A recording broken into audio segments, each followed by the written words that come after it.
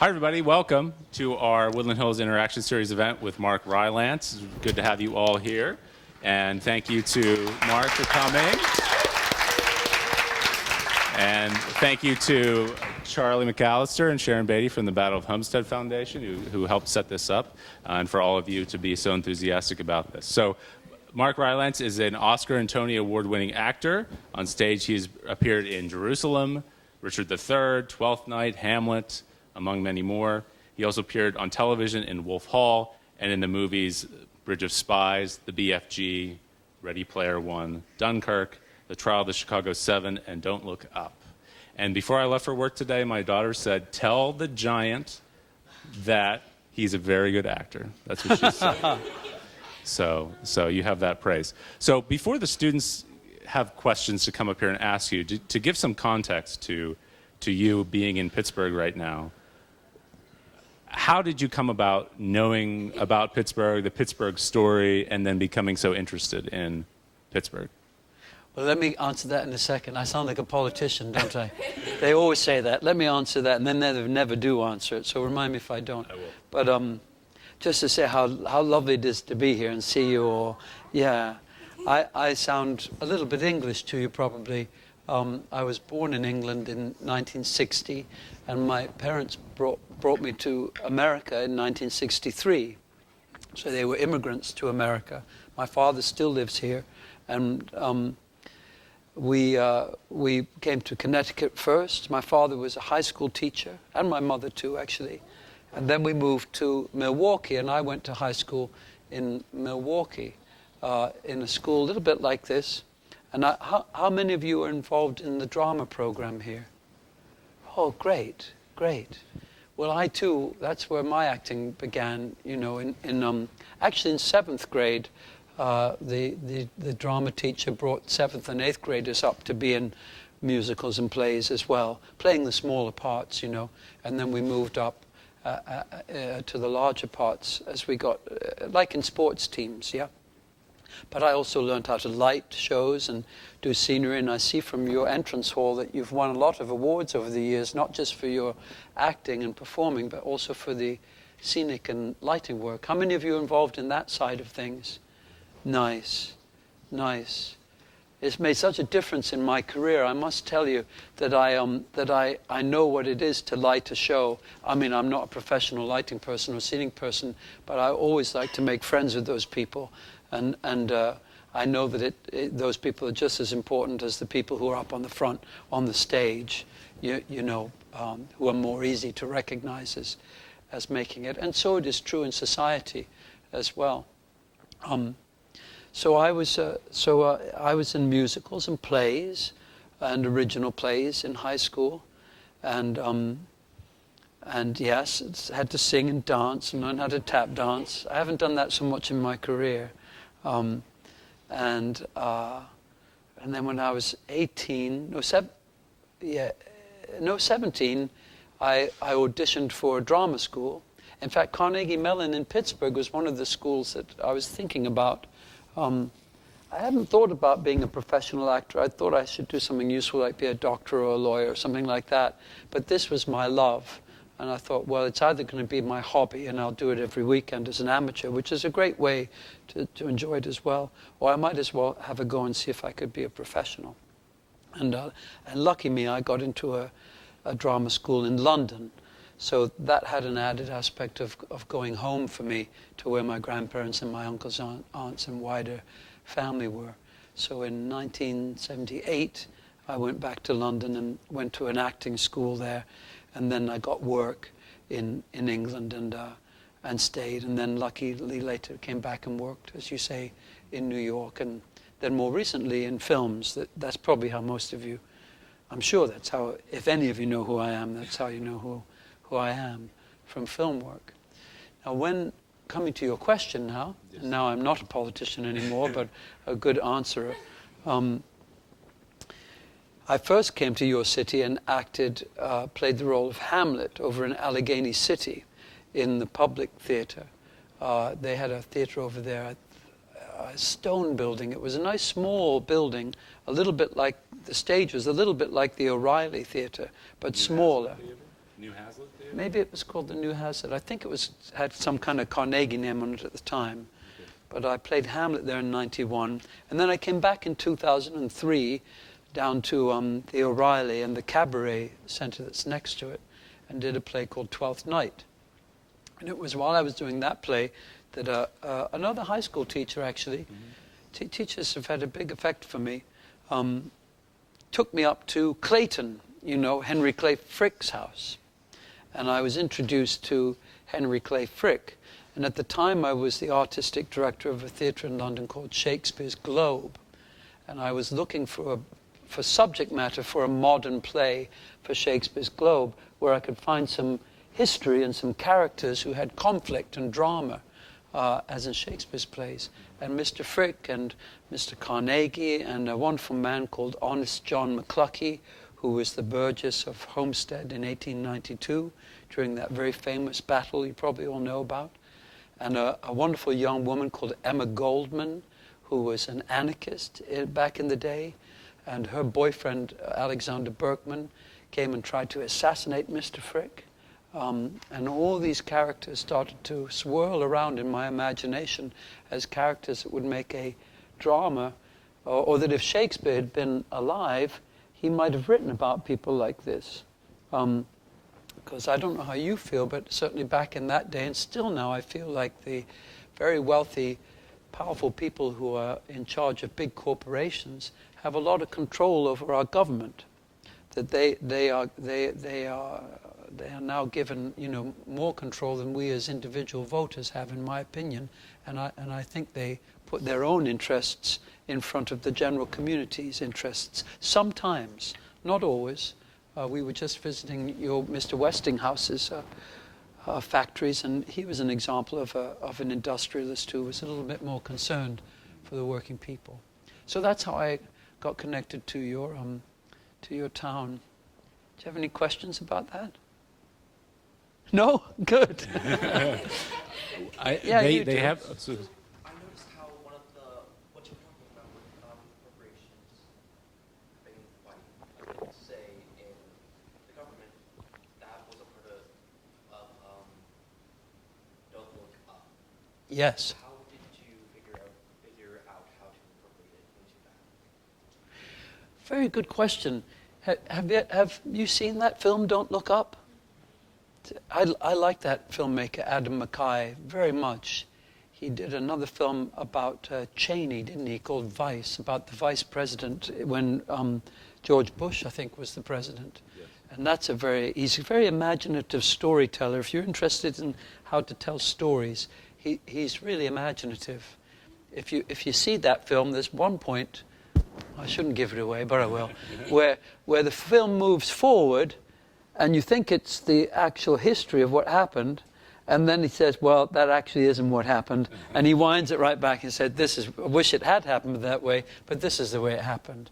And he does all kinds of tricks with your imagination, which is, if you have a good friend who's a good storyteller or a good joke teller, most jokes are about surprise. Right. They're just about you telling it in a certain way, and then it goes a way you're not expected, and you laugh. But Adam McKay came to me and asked me to play one of these billionaires in society now, like a man called Elon Musk. Do you know who I mean by Elon Musk? Yeah. And this character in the film, is, if you've seen it, you okay? Yeah.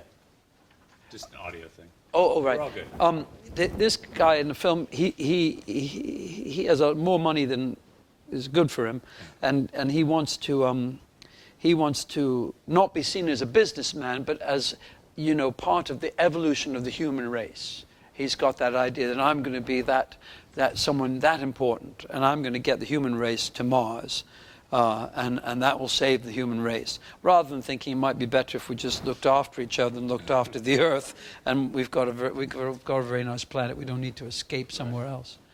So that's how I got involved with that. And when I'm a lucky actor, a lot of actors, have a much harder time than I. But I get to choose which films I do or don't do. So I have to decide, is this something I want to be part of or not? Yeah. And that's an important thing in anything we do, isn't it? Is this something that's good for the conversation that's going on in America, particularly because that was an American film, though that's a film that was seen all around the world because of streaming. So I don't want to be in a film that promotes racism. I don't want to be in a film. I don't want to really be in a film that promotes violent solutions of any problem. I like peaceful solutions. I think we can argue and shout at each other, but I think, and that's strife, strife. But the idea is that we strive together in friendship. That friendship needs to hold these things. Violent ways of solving problems happens in nature sometimes, doesn't it, with earthquakes and volcanoes and things, but it usually just breeds violence in my understanding of it. So I don't like to do things that promote that. Anyway, I like this film because I thought it was really talking about climate change, wasn't it? And all the different ways that we defend ourselves, myself included, from doing what we know we should be doing, which is living with a little bit more respect for the earth. So that's why I got involved. But then when you get involved in a project like that, if it's a nice director like that guy is, you get into conversations about, well, why is this person like this? And then you can't help but be subjective. You bring your own life to it. Now, funnily enough, for me, you hear me speaking, easily now, and I'm an actor, so I can speak in front of 2,000 people. Up until the age of 6, I couldn't be understood by anyone other than my brother. I spoke. And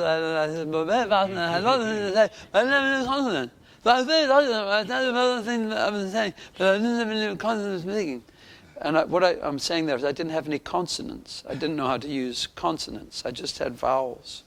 And so I had to be sent to speech therapists to help me go a bit more slowly and give some shape to the vowels in words. And so we got interested in him being someone who was very, had difficulty with people, difficulty communicating, and hadn't had parents who sent him to help figure those things out. But that he was someone who had difficulty even looking at people and difficulty with intimacy with other people. And therefore he was interested in escapes and also interested in having lots and lots of money to protect himself and enable himself to remove himself from having to travel on the subway or travel on the bus or walk down the street with other people or engage with other people. So we got into discussions like that, and that's how I ended up being in that film, with a white wig and fake teeth and all kinds of tape to pull my face back so I looked younger like that. Helena, you want to come up here and ask your question? We'll have you sit up here so you can use the mic, and then you'll just pass it on to the next person. Hi, Helena. Hi. Hi. How is stage acting different from film or television acting? That's a great question. In one way, it's not different at all, because in one way, it's just imagination. I mean, I got into acting as a little kid because that's how I liked. I was bored, and that's how I liked to spend my time. I would watch a show like Star Trek. Back in the day, that was like 1960s, 70s, and there were clear characters. There was Captain Kirk, and he behaved in this way. There was Spock, and he never was emotional. And there was the Scottish man in the engine room who was always emotional, always had a problem. There was Lieutenant Uhura, who was always very calm. She was the only woman, and only black woman too, in the control room. And so there were all these different characters that each of us could play. All of us kids, we'd seen the show. We all knew that what made it exciting was the Klingons were about to attack. So we'd go down in the basement, and someone would say, "Look at this! Come here, everyone, look at this!" We'd look looking at nothing. "What is that?" "I don't know. What is it, Captain Kirk?" "Oh, I see. That's who I am, Captain Kirk." "Well, it's the Klingons. It's the Klingons. How far away are they?" "They're coming." "Well, we got to do this. We got to do this." And so and we would spend hours just playing, making up things that were more interesting than the life we had on a Sunday afternoon or whatever. And so we learned to improvise that way. And so my acting was always what, you're going to pay me to do this? And you'd like to watch? We never did it for people to watch. As soon as adults came, we stopped. You know, that it was not for anyone to watch. It was for us to experience things and to pretend to fall in love, or to pretend to defend, or to do something heroic, to pretend to die, to pretend to be wounded, to do lots of things that were too dangerous and frightening to do in our own lives for real. But to pretend to fly in a spaceship, you know, through the sky, things that we would never be able to do. So that was how I got into it. And in a sense, that's the same for me in film, television, theatre. It's all just the same. It's just me pretending to be someone I'm not. And pretending to be, to need you to do something. So I'm speaking or doing things because I need you to do something, or I need something to change in me. And so then you get into, why is it different though? Why do some people only do one and do the other? Well, basically because if I'm in a theatre, some of the theatres that I've played in, let me see if I can do it from your perspective. You know, there will be people, you can see the wall across the quadrangle. There will be people sitting further away than that, who I need to be engaging, drawing into my story. And I might be saying something very private, like to be or not to be. That is the question. That is the question. So to say that to people that far away, I've got to have a voice. And I don't like to use microphones because they make me more powerful than the audience. I like to be in the same room with an audience when I'm playing in the theatre. But I need to have a voice that can say, to be or not to be. That is the question. And it has my feet are enough connected to the ground that the sound has a resonance, that it doesn't sound like I'm shouting. I don't want to shout, to be or not to be. That is the question. That doesn't sound like anyone really thinking about that question. But I need to have, I need, like a good boxer who throws a punch, you know, or if you ever tried to throw a javelin, or throw any ball, a baseball or a football, if you just throw from up here, you haven't got any power. You've got to be connected to the ground. And all good acting is connected to the ground. Good speaking, if you ever have to speak at a wedding or a funeral or any kind of public occasion, just plant yourself in the ground, connect to the ground. That's where all of our power comes from. It took me 20, 30 years to learn that, but it's true. So in one sense, I'm speaking up to people that are that far away. So my voice is going to be important. They're not going to see my face. Even with all the makeup in the world and all the bright lights, that far away, they're not going to see my face. Unless I'm making, you know, faces that aren't very human. And then I'm not believable.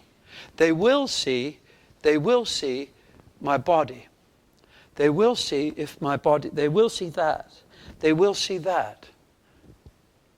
They will see that.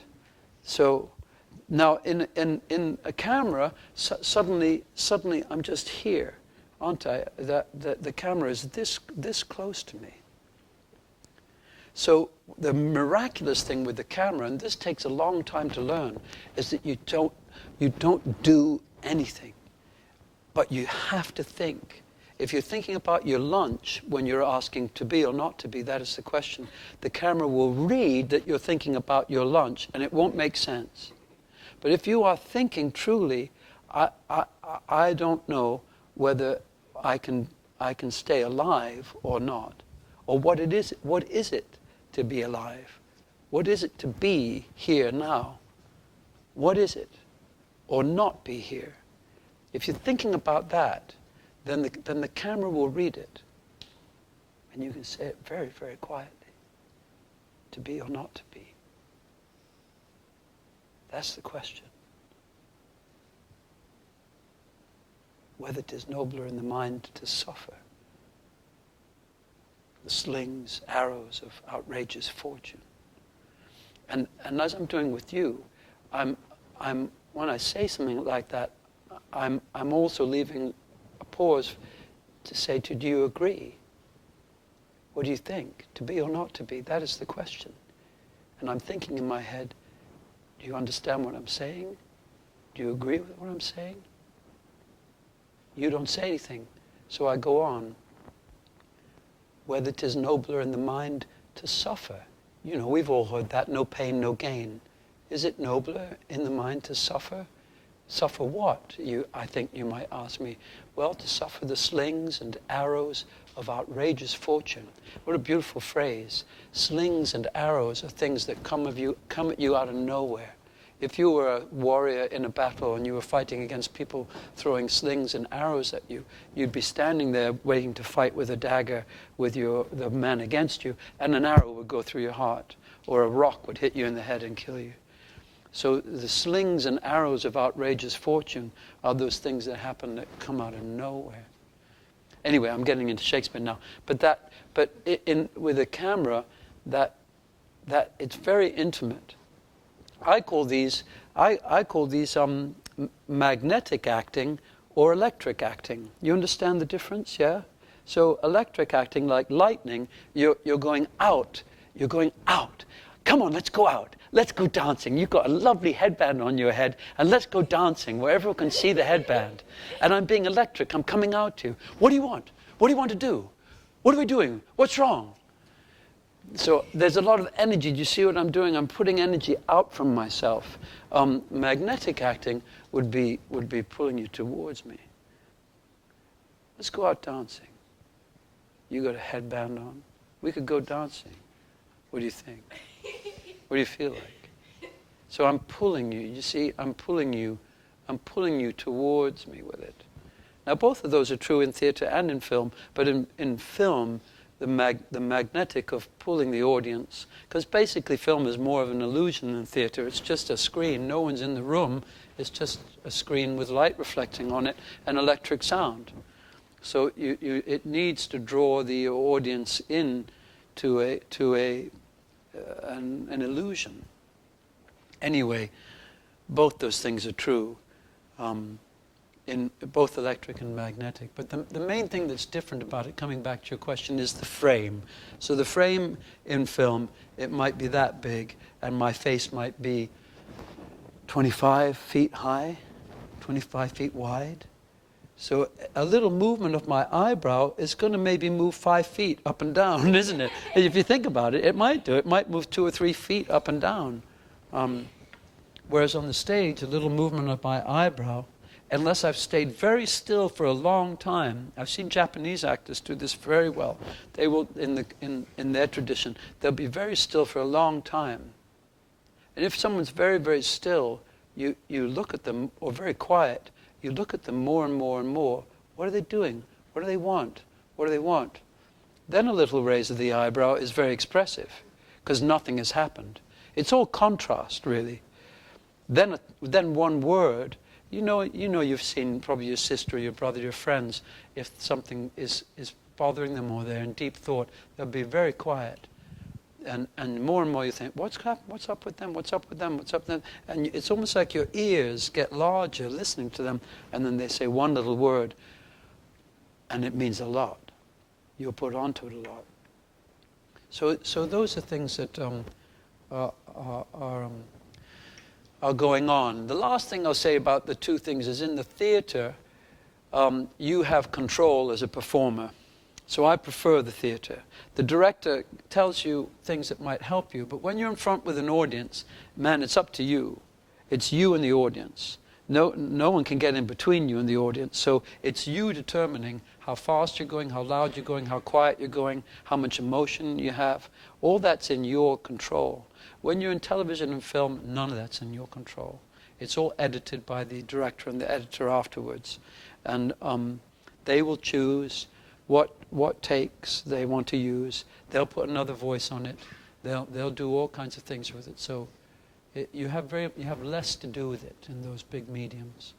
Sorry, that's a very long answer to your question, but it was a good question. Does anyone have questions about? It's Helen, isn't it? No. Helena. Anyone have anything else about what I've said that doesn't make sense, or you have a thought or a question you want to add about that? Well, yeah. Robbie, I want you to go next because I think your question might have. Okay. Yeah, so sorry. You're fine. Thanks, Helena. Thank you. I wanted to ask,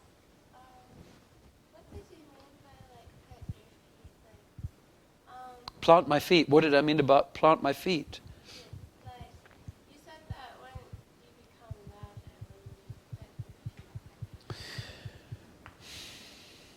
and Anyone can be loud, yeah? A little baby can be loud, can't it? And that's a tiny little being. But when that little baby cries, the whole neighborhood hears it, yeah? So later on, we get more shy, or we get bad things happen to us, or it's more dangerous to... It can be dangerous to speak, can't it? There's lots of times you feel like saying something, but you know if you say it, you're going to hurt someone, or they're going to challenge you, or they're going to fight you back on it. Or so we get careful about saying what we feel. So it gets more complicated speaking, in my experience. And that will come into you when you're a performer too. Fortunately, the theater or acting is a space where people should be able to say anything, because it's make-believe.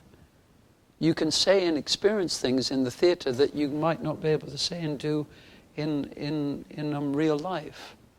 So when I was in high school, in plays, I was expressing a lot of anger and rage at my parents, at teachers, at the world generally. All those people would come to the play, my parents, teachers, and things like that, but they would think that was Hamlet being angry with another character in the play Hamlet. If they said to me, I felt like you were speaking to me at that moment. What the hell were you doing? What the hell were you saying in front of everyone that you were... And I said, no, I wasn't talking to you. I was just in a play talking to this person. So you see, that's the mask of it. That's the great thing of it. Comics do it very well, don't they? That you can express... The theater is a lie. Films and television are a lie. Nothing's actually happening there. Nothing's for real. But behind that mask of a lie, you can tell the truth. And if you're not telling the truth, you're kind of wasting the time. Because that's the real value of it. That you can tell the truth inside a pretend situation, yeah? So if you had something you really wanted to say, you know was going to piss everyone off, you can make up a story about it where a character in the story says that thing to someone else, and then you can play that story in front of the people that you want to tell that truth to.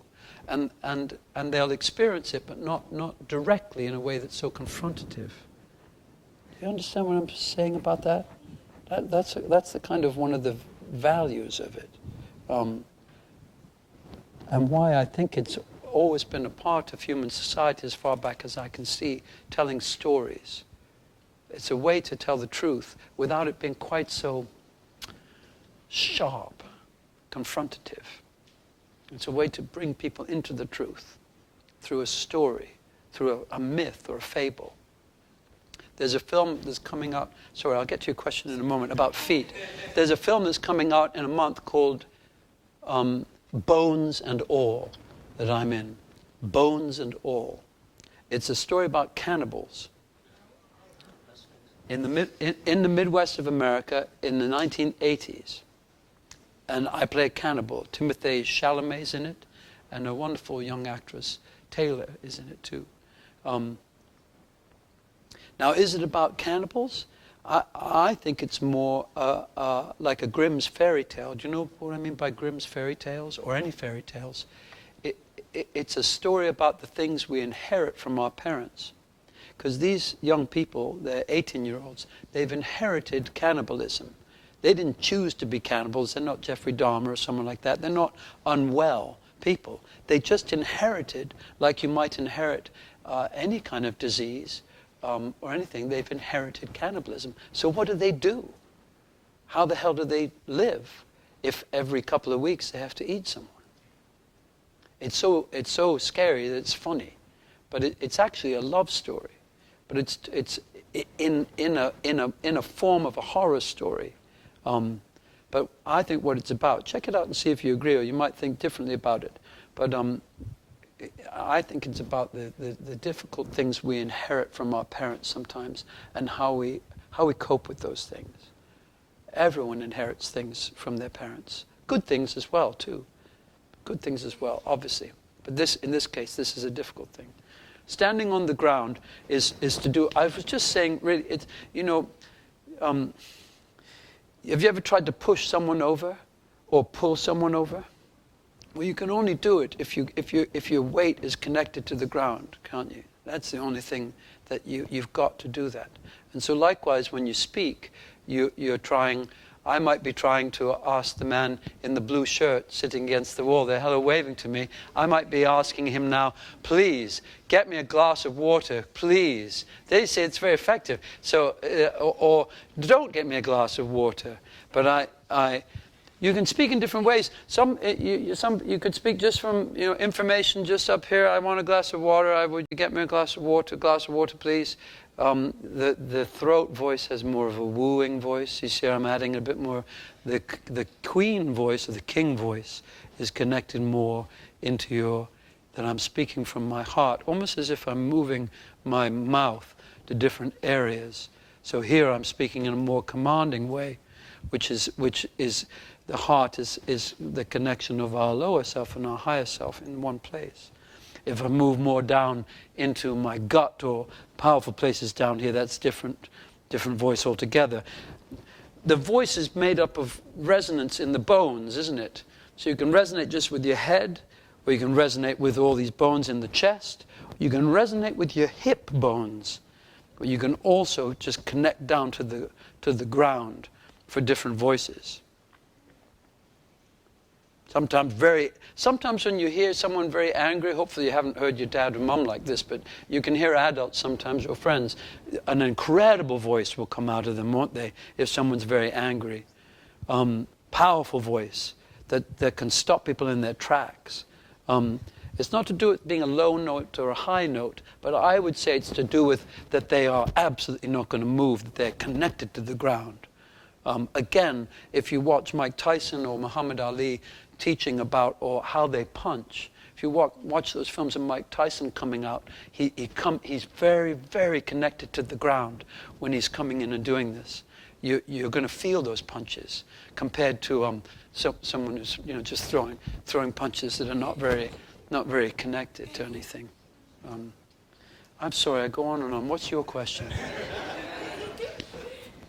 For someone who aspires to become an actor, like a teenager, how can we get on the right foot, and what advice can you give? Good question.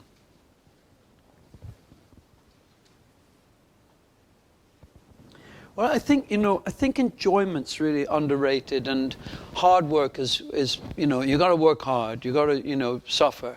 But it took me years to understand this. But I think enjoying something. Finding what you enjoy is a really good way to learn and develop that. Loving something, if you love something, then you're probably going to succeed in it, I think. And that comes, and what inspires love? Beauty inspires love, enjoyment inspires love. I love going to that restaurant because I enjoy eating there. Or I love going to listen to this concert because the music makes me feel good. Or I walked with my friend Charlie in the woods this morning. I love that. I love walking in woods. Rules only come in when there isn't love. So people will tell you rules, you have to do this, to do acting. But if you love something, you will find the right relationship with it. And I don't mean idolization. I mean real love that is, proper love like you might have with a friend where you're equal, where you respect each other, you look after each other, you're there for each other. So if you want to be an actor, and because you love it, and even the difficult parts of it. If we love a friend, we love them when they're in difficulty, as well as when they're happy and smiling. That will lead to the right level of curiosity. That will lead to the right level of commitment when you're told, like I was told by an actor when in my 20s, if you want to be a leading actor, you've got to work on your voice, he said. He was in his 60s. And he said, you're doing fine, but if you want to be a leading actor, you've got to go and work on your voice.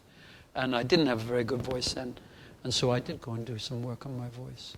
But if I hadn't loved it enough, I might have thought, oh, this is too much. This is too much for me.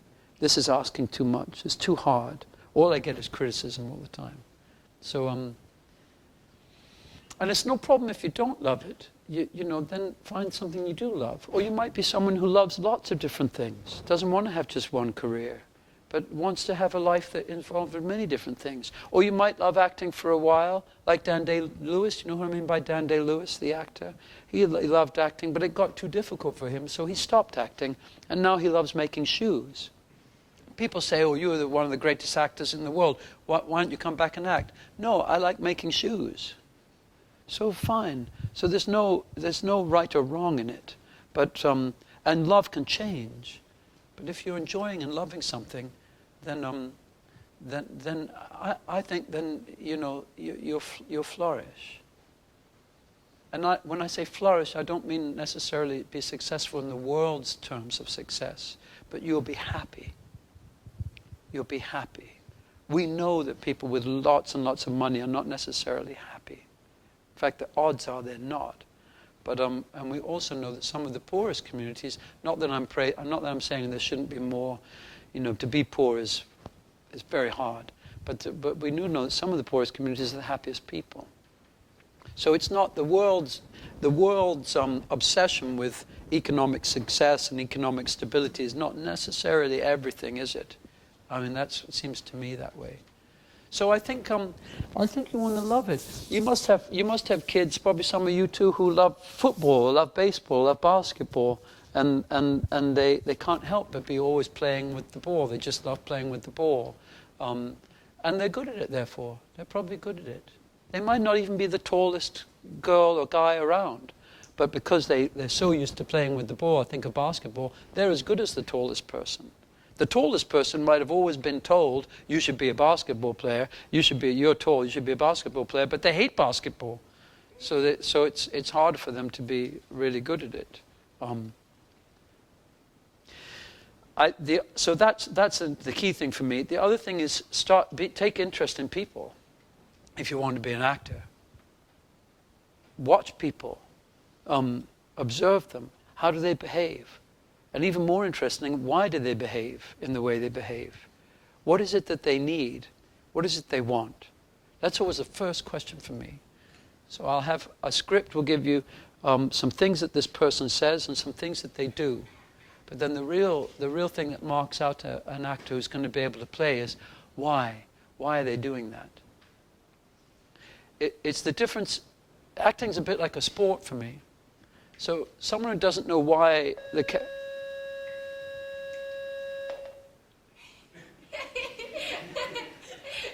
You have to push the button for me to talk more.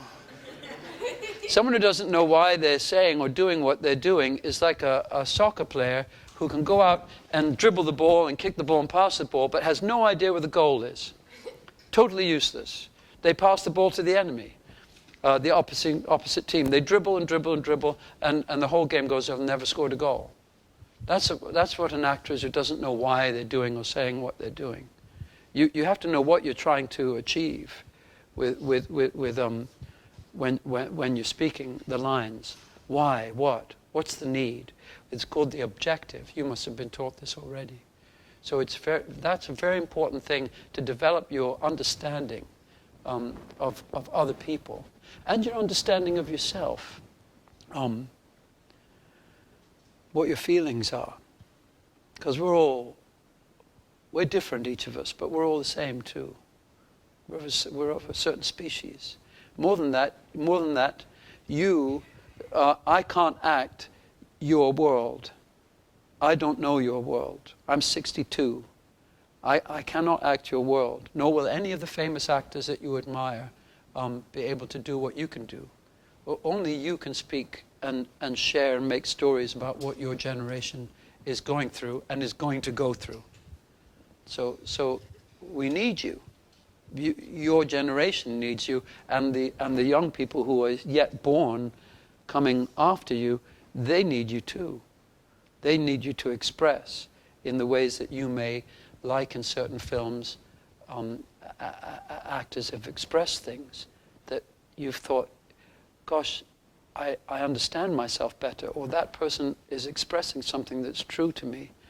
And so it's like a mirror, isn't it? Good, and you understand yourself better. Or you think, oh, maybe I'm like that. maybe I behave like that at times.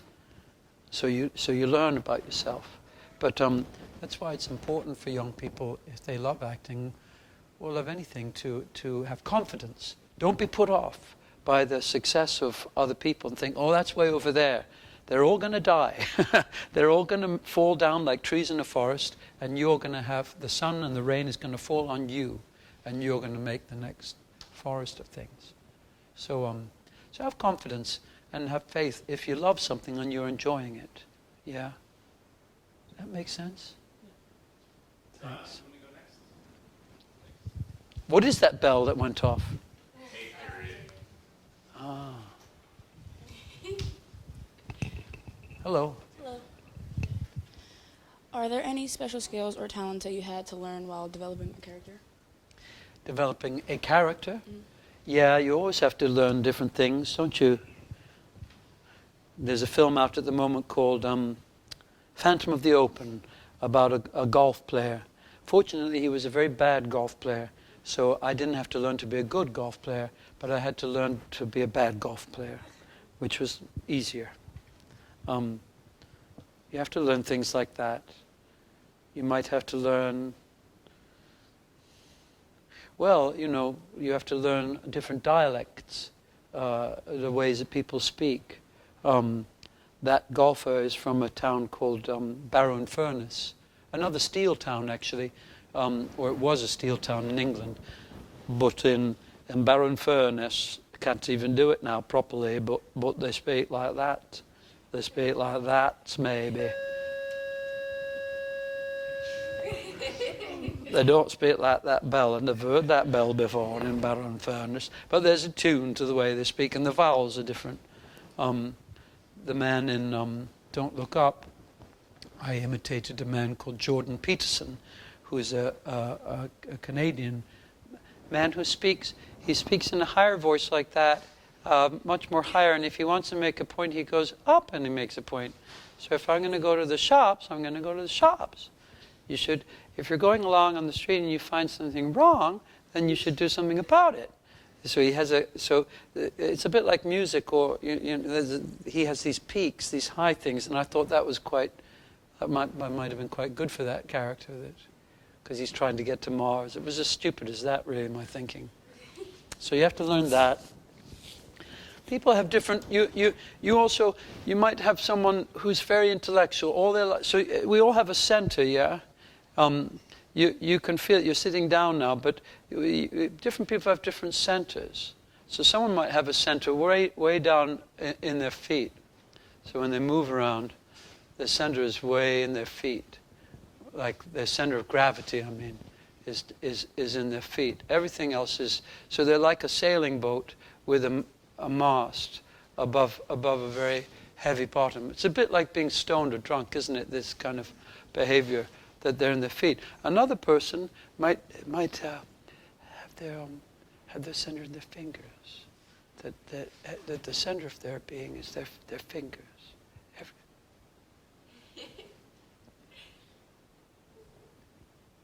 Or a person might have a very, very full of thoughts, and the center is in their.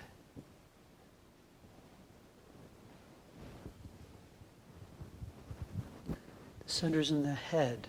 So you learn things like that. Or someone whose center is in their heart is amazing, isn't it? That's very brave. Someone who really just is right in their heart. This is a very emotional place, isn't it? And it's protected. You're making you laugh. So you learn things like that. You learn you learn to. It's nice in a way, isn't it? Because we tend to think, oh, we're one person. We're one person. That's it. We're trapped in this body and in this behavior. This is me. That's how I'm going to be all the time. And when you see actors who change, you say, oh, actually, maybe I could change. Maybe I don't have to always be nervous of people and diminish myself. Oh, I'm sorry, I didn't mean to offend you. Oh, I'm sorry, I didn't mean to make you laugh. I'll just go behind here. Oh, please. I'm so sorry. Please don't laugh. I didn't mean to make you laugh.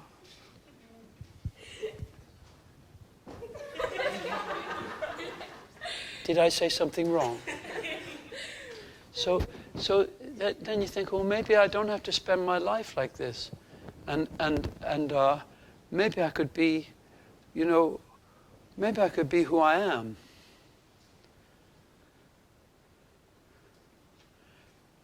There we are. I don't mind if you laugh, that's fine.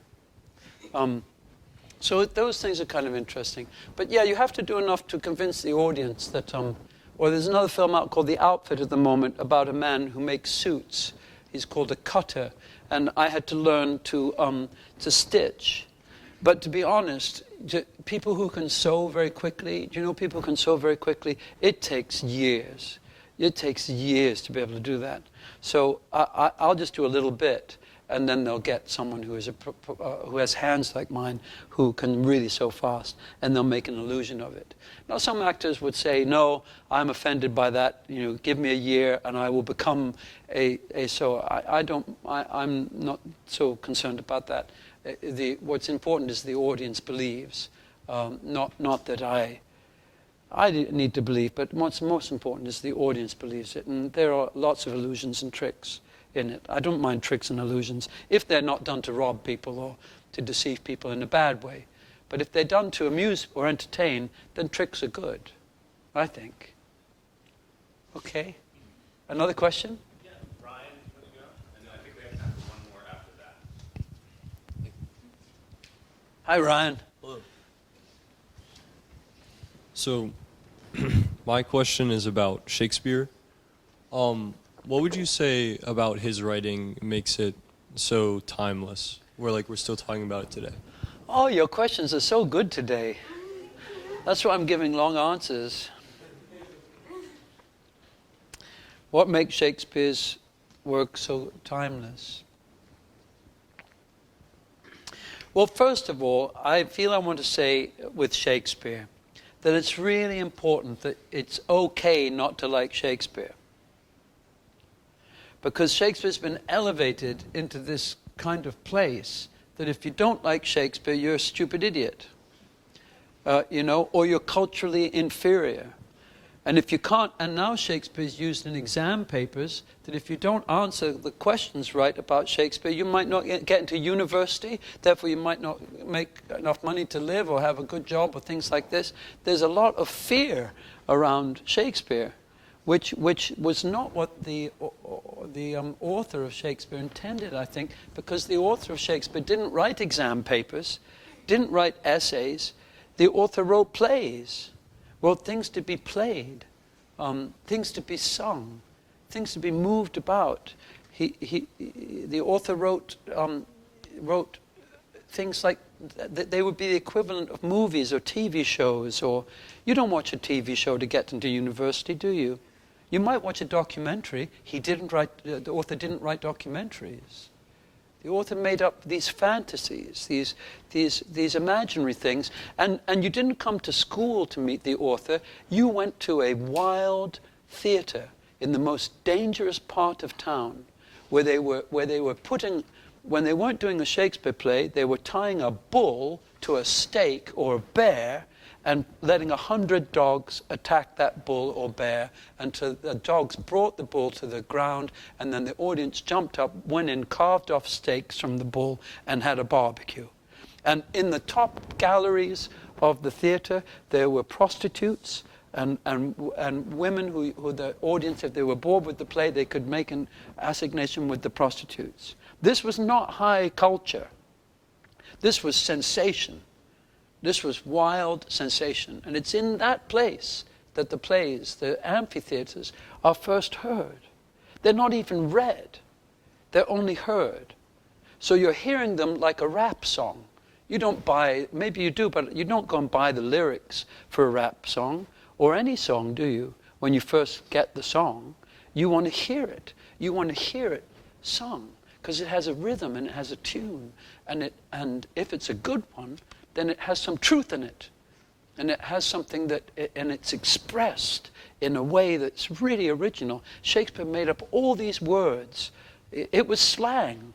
When you approach Shakespeare, think of it, it's slang.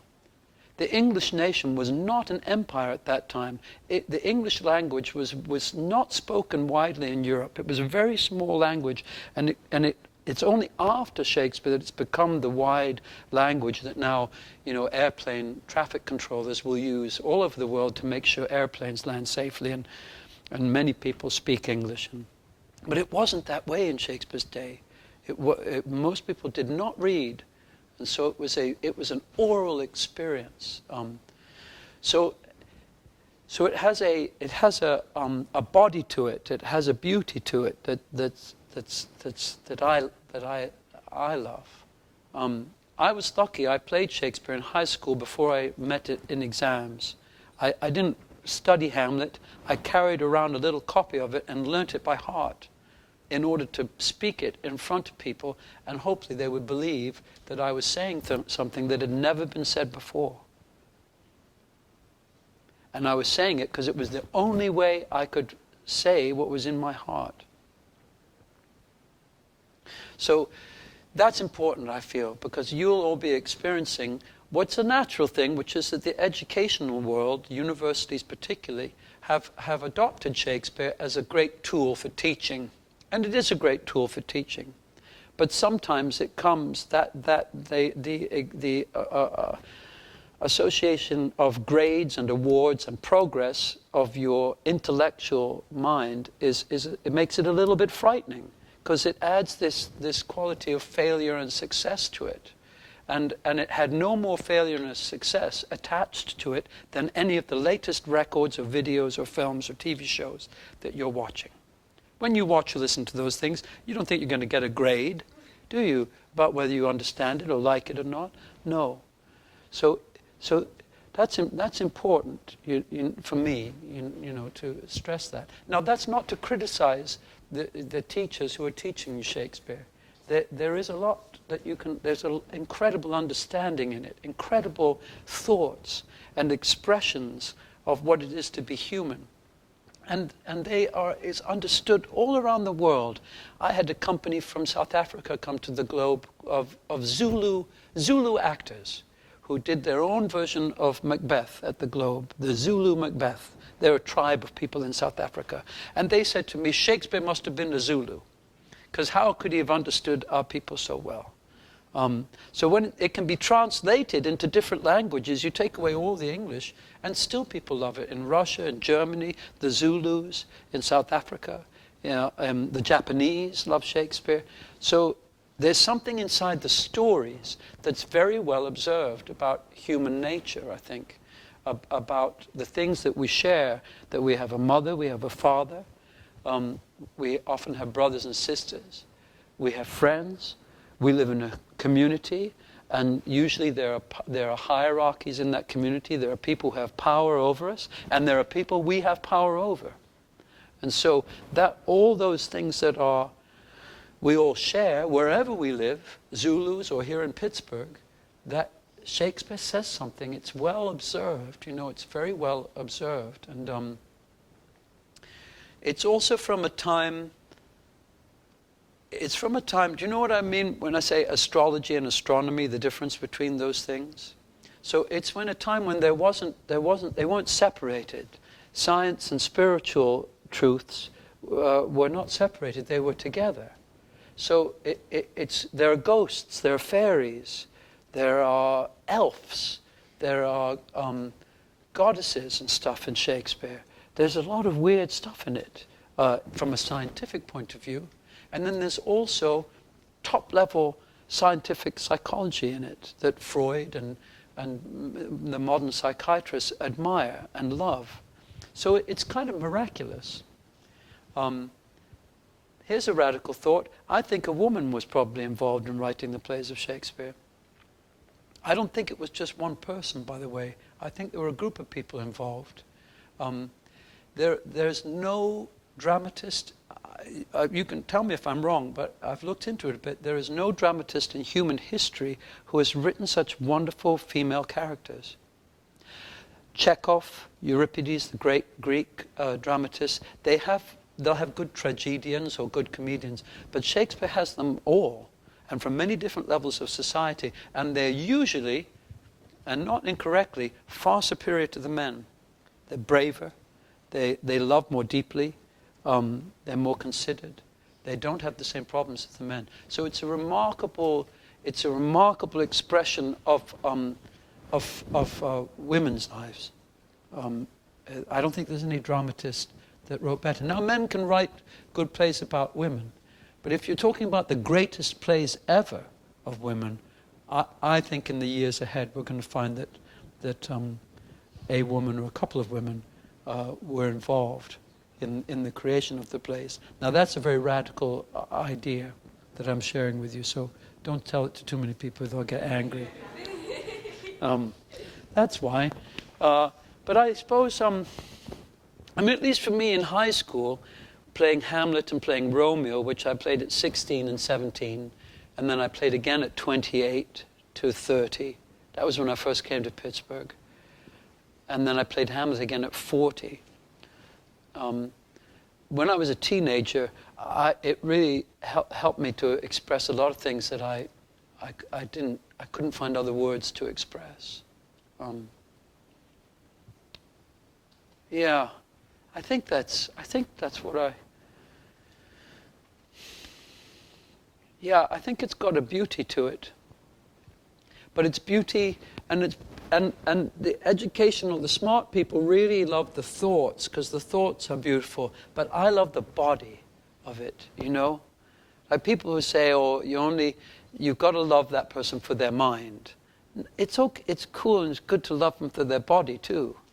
And Shakespeare's got a beautiful body.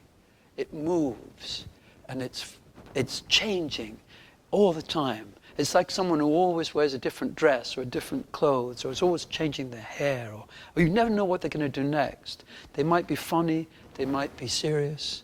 If Shakespeare was a person, if the plays were a person, they're endlessly fascinating. You never get to the bottom of them. Yeah, so that's my answer to a difficult question. Thank you. Thank you. We have one more question, and it's actually from a teacher who is one of those teachers that teaches Shakespeare. So, Oh, great. Good. kind to him. And then we'll have to wrap up. Do you know what I mean by saying that? Absolutely know what you mean. There you go. Yeah, you're blessed with a wonderful teacher there. Hear that? No, thank you for everything. I'm taking so much away from this. Thank you. Good. Do you teach drama as well as English? Yes. Wonderful. Yes, and I'm so glad they got to hear you say that, because in February we participated in Pittsburgh Theater's, Pittsburgh Public Theater's Shakespeare monologue and scene contest. Oh, great. So we'll be going down and doing that. So I have a ton of questions. I'm going to ask about it. So I always have to direct them, and I'm given so many scenes that I look at, and then I'm going from one group to another, and you know, from comedy to drama to tragedy, and so is there advice that you could give? I'm always looking for something else to add to my toolbox for directing Shakespeare, and especially younger people. How wonderful. As I can see, you've got a good drama teacher here. I can see why you've got a lot of awards out there for what you do, eh? Though that may be even before your time. Yeah. You know, what I'm saying with Shakespeare, what I'm really into... So I ran a big Shakespeare company in London called Shakespeare's Globe Theatre. You can look it up on the internet. And it was created by an American man called Sam Wanamaker, who wanted to rebuild the Globe Theatre as authentically as possible.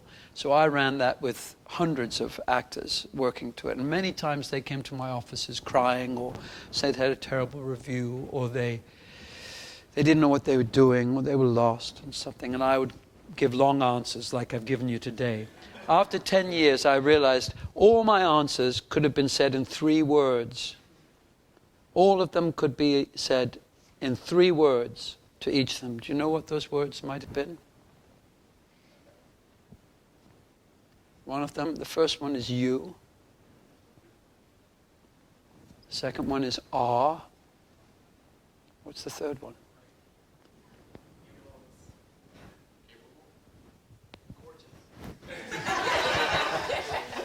All those would have been good too. My thought was enough. You are enough. You are enough. You're acting Shakespeare. You are enough. What you have in each of you is enough. You don't need anything else. You are enough, my friend at the back there. Yes, you are. What you have inside you is the same thing that Shakespeare had inside him. You're enough. Give me you. Bring yourself on. Even if you're playing Hamlet, then you are Hamlet. You can. You know, if you wanted to be a quarterback, you might have a quarterback you admire in a football team, and you might think, I really like the way that quarterback does that. I really admire that that quarterback feints and then can spin and turn and throw to there instead. I'm going to practice and learn that. That's an interesting thing. So you can copy and imitate, but in the end it's going to be you. You're just adding a skill, and in the end, that will only work if you inhabit it and make it your own. So you can take things on, but eventually it's you. You are enough, and that's what the audience wants. They want a real person who's here now. It's how to be able to. I mean, you know, you wouldn't think it now, but I was a very shy, very, very shy person at your age. Very, very unconfident. And what gave me confidence was imagining I was someone other than who I am.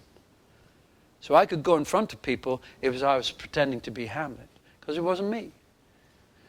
But it was me inside that.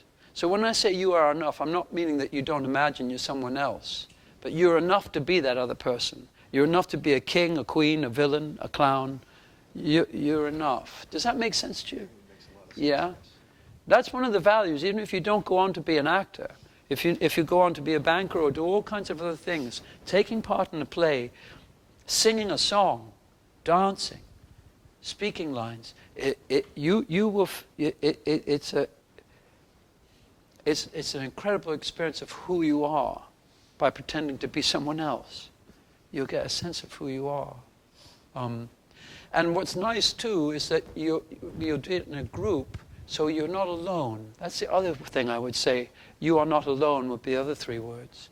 You're not alone. All the other actors in the company are feeling the same as you. If you get bad reviews or something, connect with the other people. It's not just you on your own who's going to win or convince the audience. You're part of a group.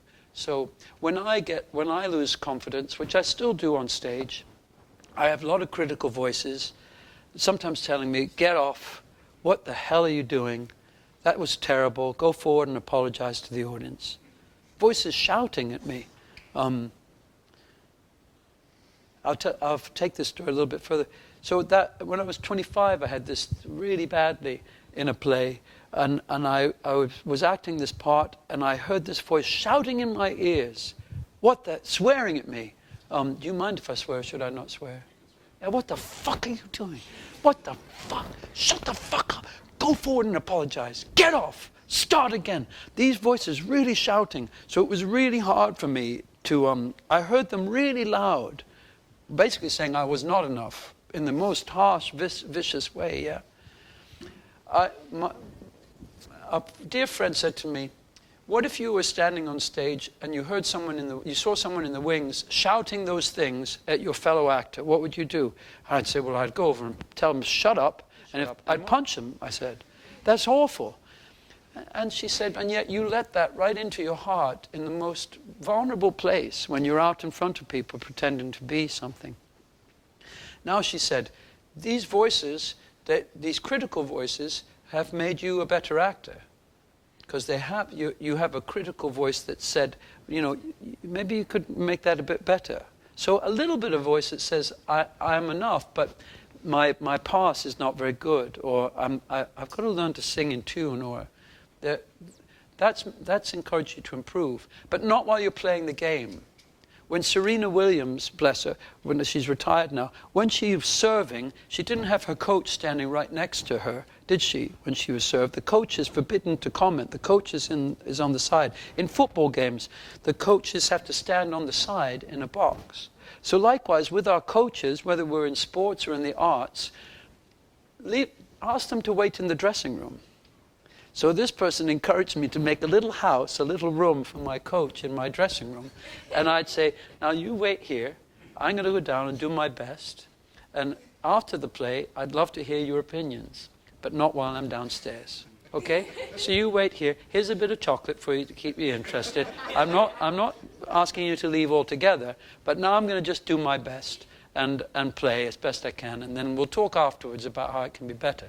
So that's really important. When you play any sport, or you play in the theater, or you just do your best, just do your best, and take the criticism afterwards, but watch out for the critical voices when you're trying to do something.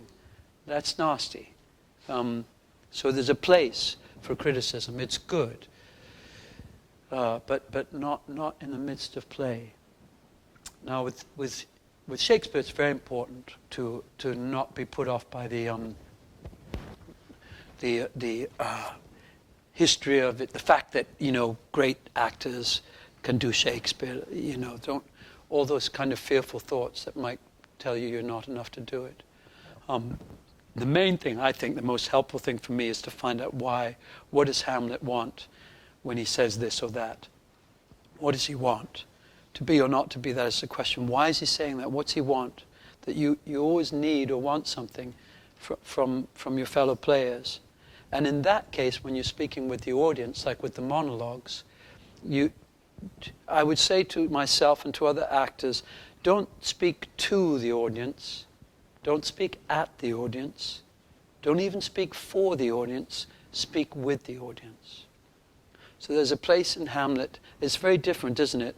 If someone speaks to you, or at you, or for you, that's different than if someone speaks with you. If they're speaking with you, they'll stop if you have something to say. If they're polite. Not like me today, talking on and on and on. So speaking, imagine who you're speaking with and speak with them. Hamlet says an interesting thing, which is helpful for all the monologues. Sit still, my soul. Foul deeds will rise, though all the earth o'erwhelm them to men's eyes. It's a rhyming couplet. Sit still, my soul. Foul deeds will rise, though all the earth o'erwhelm them to men's eyes. So that gives you some sense that the audience is your soul.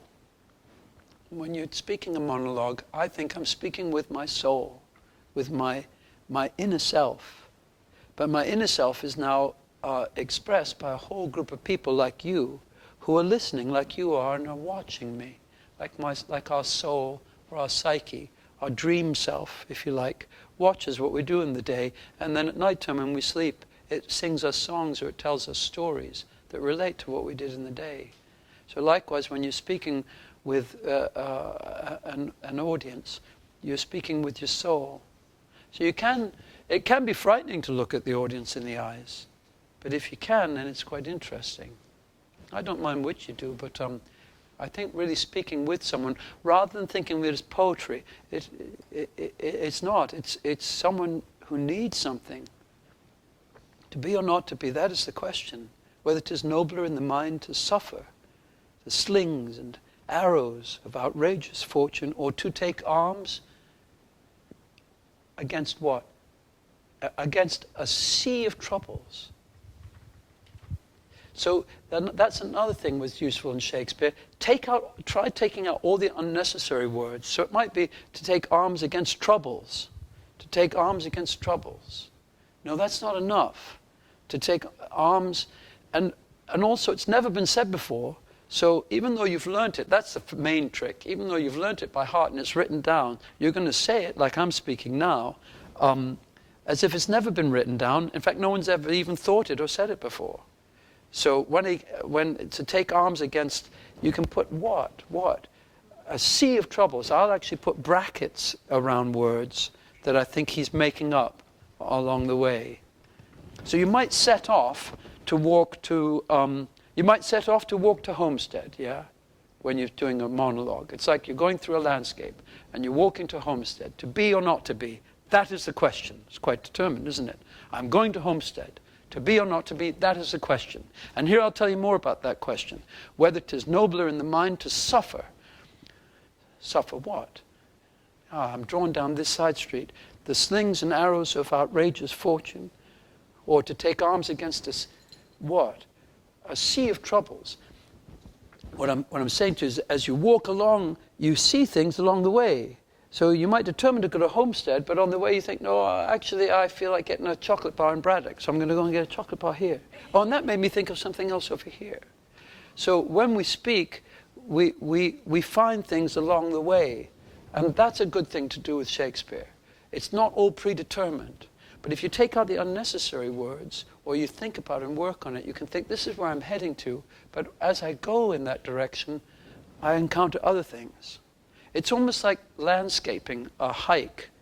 So there are times when we're speaking that, I've come into an open space and it's easy for me to move ahead and I can speak fast because I know where I'm going and I can see everything. But now I'm moving into some trees. And now I'm not so certain. Now the path's gone.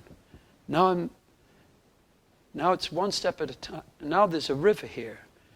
So now I'll go this way and no, the river's getting deeper that way. So I'll go back this way, or the river's getting even deeper. Okay, I'm going to have to go through this river. So now I'm going through the river, and the river's getting, now I'm really finding something I didn't expect at all. Now I'm in, what's this? How high is this river going to go? How high? Oh, now it's going down again. Good. And now, I can see I'm out of the trees, and I'm walking in open space, but I'm wet still from the river for a while. Those things I said a moment ago. Do you see what I mean? So you move through, when we're speaking, we move through things that are clear and not so clear. And that's the fun of it. But all that is me imitating the nature of the way people speak. If you listen to the way that I speak. I will also, it's interesting the tone of the way people speak. So I'll say, I might be speaking about cameras. People film me when I speak. Sometimes they don't film me when I'm speaking, like if I'm talking about chocolate or something like that. But other times, usually, they film things when I speak. And you see how we make sounds. So there'll be a sound of the main thing we're talking about. But, I just remembered I should have called my mother the other day. Then the sound that we use helps the audience to know this isn't the main thing we're talking about. This is a side thing, and then the main thing. So now all of that will just happen naturally if you're trying to. You don't have to be copying anyone. If you're trying to get something or achieve something. But there's lots of things like that. If you listen to the way people speak, it's quite interesting. Most Shakespeare is spoken more slowly than we speak. You want to be, the target is to aim at the sound of spontaneous speech. Spontaneous speech, where the heart and the mind are together, and they're trying to do something. So I'm trying today, what am I trying to do? I'm trying to entertain you. I'm trying to speak in a way, say things that might have meaning for you. I'm trying to share things from my life experience that might connect with some of you. I can see some of you, you're curious. Some of you are bored. Some of you are entertained. Some of you think it's very silly, which is fine. Some of you, I can see there's different levels of perception. Which is right. Ask me another question if you dare, because you'll get a long answer. No, I would love to. I could sit here for hours and ask you questions. Say one more. I'll try. Let me answer more quickly now. No, that's fine. What are your difficulties? I'll ask you a question. What are the difficulties you feel teaching acting in Shakespeare? Acting in Shakespeare. It's always because it's young actors. It's oftentimes trying to get them to take chances. To reach out a little bit further, how else to put this? And sometimes get out of their comfort zone. They sometimes find that character, and they have their acting voice. They have how they stand, how they move when they act. But that's the same for every character, and trying to break them into that. That's the same at my level too. That'd be the same trouble that the director on Don't Look Up had, or it's the same thing. What you're dealing with is that's the same thing I would have if I was doing a play on Broadway. Now, am I going to move out of my comfort zone? Am I going to dare to use my own voice and body? And am I going to dare to maybe, do something that my voice and body has never done before? All those things. You have to, as a teacher or director, try and make a space that's safe, don't you, for people to take risks. It's like no one goes and plays a football game on concrete, do they? Maybe they skateboard on concrete, but if the rehearsal room feels like it's got a concrete floor, it's going to be hard to take risks. So, but that's also for the company, that's also for the actors and the group and the young people to be encouraging and realize that it's a vulnerable place. And that's when people can be vulnerable, which is easier when you feel supported and loved, and that mistakes are not going to be held against you, then it gets easier. So mistakes have to be really celebrated, I think. And it's really important. That whoever was asking me before the advice for a young actor, make mistakes. Yeah. Fail, good. Fail again, fail better. Some quote like that from Beckett was a good quote, but it's not. The leader can have a big effect on that, but the actors in the group can have a big effect on that. We achieve more as a group than we can individually, I think. The society, particularly American society, says no, individuals are the ones who make a mark. Carnegie's the reason that Pittsburgh's a great city. No, the steel workers and the environment are a reason Pittsburgh's a great city. Carnegie played an important role, but he was nowhere without a group. And so that's a real problem that exists every time a play is done. I used to think it was just the teacher or the director's responsibility, but now I see it's also the responsibility of the group, not to be passive, but to encourage each other, pick each other up when we fall, and be willing to fall ourselves. It's all make-believe, That's the marvelous thing about it. It's not real. So it's a chance to do some amazing things, to express angers and loves and all kinds of things that, as I said before, might be frightening in life. Now it's a great chance for boys to play girls and girls to play boys, and for people to play, different, from different lives that you might never imagine you would lead, but to experience what that is imaginatively. It's imagination. It's so helpful in life, imagination. So helpful. I feel I've stretched your time. There's like 4 minutes left in the school day, so...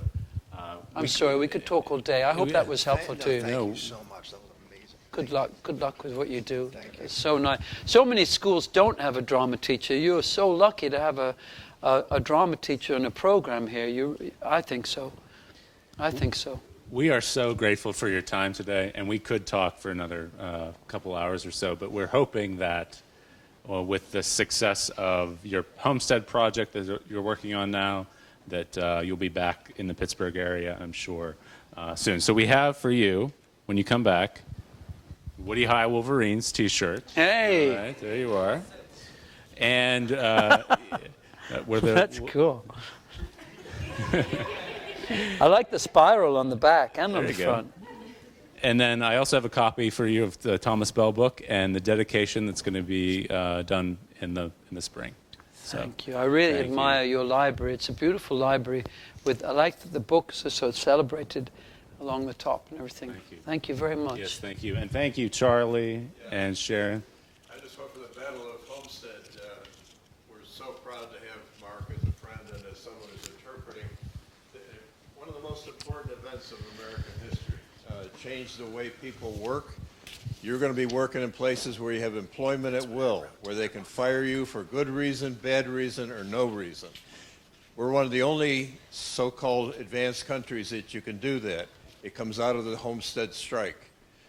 Your lives are shaped, you're in the shadow of Homestead like the last 100 years. All workers have been in the shadow of Homestead, so it's an important lesson. I want to give the 3 copies of The Point of Pittsburgh. This is the working class people's story of the wonderful town that we have here, this area, the Mon Valley, all the valleys, the black, white, brown, red, yellow folks who have made this country, the workers.